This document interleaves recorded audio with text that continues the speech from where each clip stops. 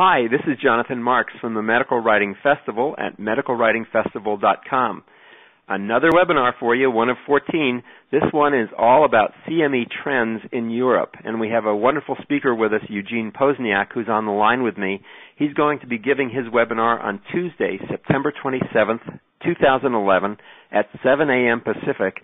And if you can't make that time, or I suggest you watch it again because there's a lot of good information, there's an on-demand replay available for you online.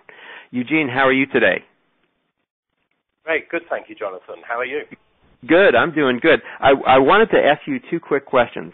CME really started becoming developed in Europe in really like 2000. Can you tell us a little bit about what development has happened in the last 10 or 11 years? Sure. Hey, well, that's quite a large topic. Since 2000, a lot of the CME started off. It was driven by the medical profession, but in recent years, we've seen how this diversity and the age of confusion really is developing into a more sort of streamlined offering. We're actually starting to see this character developing that can be termed as European CME. We have three stakeholders involved. Of course, we have the pharma supporter where they're involved. We're starting to see the emergence of a professionalized education provider, and also the healthcare professionals. The requirement for CME is increasing. The accreditation bodies are now developing guidelines for European CME that are demonstrating an awareness for CME for the different stakeholder groups, and the processes now are becoming much more transparent and easier to follow. So it's a really positive outlook for the future of CME in Europe.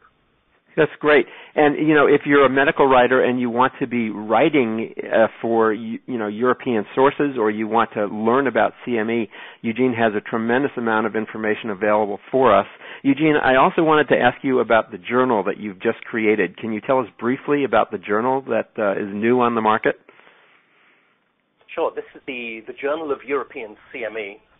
We've just started the work on this. We have the editor-in-chief is Professor Robin Stevenson, a long-time chair of the European Board for Accreditation in Pulmonology and Respiratory Medicine, a very experienced editor. He's still also active with the European Accreditation Council for CME, and he's driving a great editorial board of the leading experts in European CME.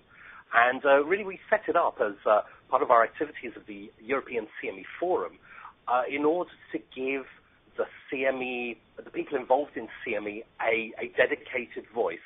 So we now have one place where Europeans with an interest in CME can have their work published, and also for people with an interest in European CME, it'll be a kind of living journal where we'll be looking to keep it updated with latest editorial and articles for people to understand European CME much more. The Journal of European CME will be an open access, online-only journal, so this means that the readers can go in and view all the articles for free, and we'll be supporting the finances of the journal through the European CME Forum and as well as through the submission fee of the authors. But we're really hoping to create this central place where we can start developing a united European voice for European CME. Great. So that's CME Trends in Europe with Eugene Pozniak. That's going to be live September 27th, 2011, 7 a.m. Pacific.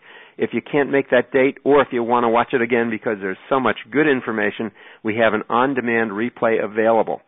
That's the Medical Writing Festival, CME Trends in Europe. Join us.